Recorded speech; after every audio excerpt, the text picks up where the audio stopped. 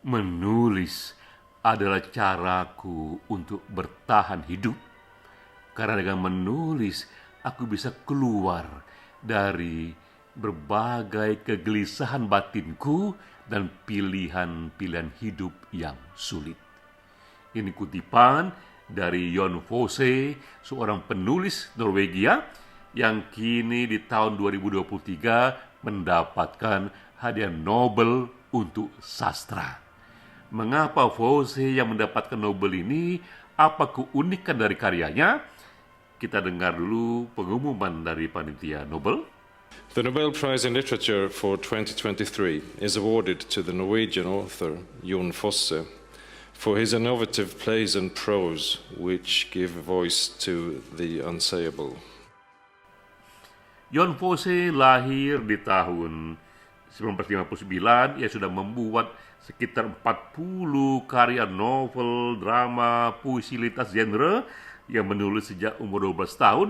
Tapi yang istimewa pada Fosse ini adalah sejak mahasiswa yang menuliskan karyanya dalam bahasa lokal, bahasa Swedia. Bahkan bahasa ini hanya diketahui oleh 10% populasi.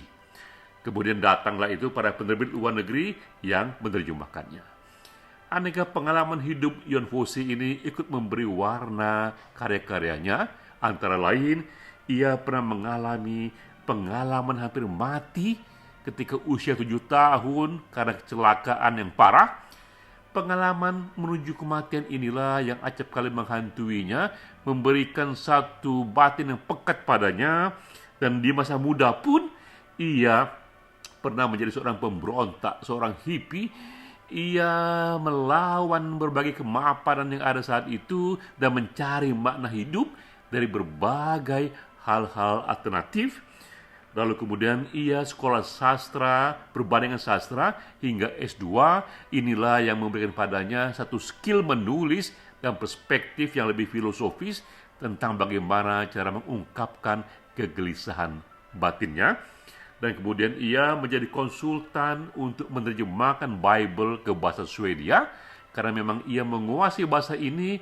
Namun kemudian perjumpaan yang intens pada Bible membuatnya pun berpindah lagi dari seorang hippie, seorang yang memberontak, seorang yang ateis, yang anarkis, menjadi seorang penganut Katolik. Ini salah satu contoh dari karyanya yang banyak dikutip, berjudul Septology tahun 2022, mengenai seorang pelukis tua yang ditinggal mati istri yang sangat dicintainya. Setelah itu hari-harinya hanya dipenuhi oleh memori kesedihan, hanya dihantui oleh bayangan istrinya.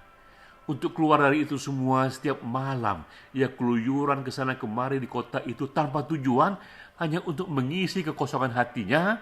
Lalu kemudian datanglah seorang gadis muda yang mencoba memberinya harapan, memberinya kisah cinta yang baru. Tapi apa yang terjadi?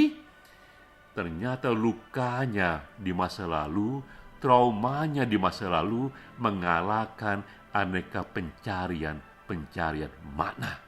Hidupnya pun kembali sengsara karena begitu kuat memori masa lalu menghantuinya. Apa yang membuat tokoh kita ini memenangkan Nobel? Pertama-tama karena ia menggali dan menulis dengan bahasa lokal, bahasa daerahnya selama 40 tahun. Konsisten ia lakukan itu, dan memang bagi yang mengerti, bahasa lokal yang ia pilih itu bahasa yang kaya, yang sangat puitik dan sangat minimalis, namun bisa mengungkapkan aneka lekuk-lekuk batinnya. Dan di sana pun juga konsisten ia menuliskan di berbagai karyanya itu kisah-kisah orang biasa, bukan orang-orang yang punya satu kedudukan istimewa, tapi orang-orang biasa yang mencoba memberi arti bagi hidupnya. Segala hal itulah yang kemudian ia padukan menjadi satu inovasi dalam penulisan. Setelah 20 tahun sudah Nobel memberikan hadiah sastra, tapi hingga kali ini belum ada yang mampir ke Indonesia, belum ada yang mampir ke Aceh Tenggara. Kapankah giliran kita di Indonesia mendapatkan anugerah Nobel Sastra bagi sastrawan kita? Demikian Ekspresi Data bersama saya, Denny Jia.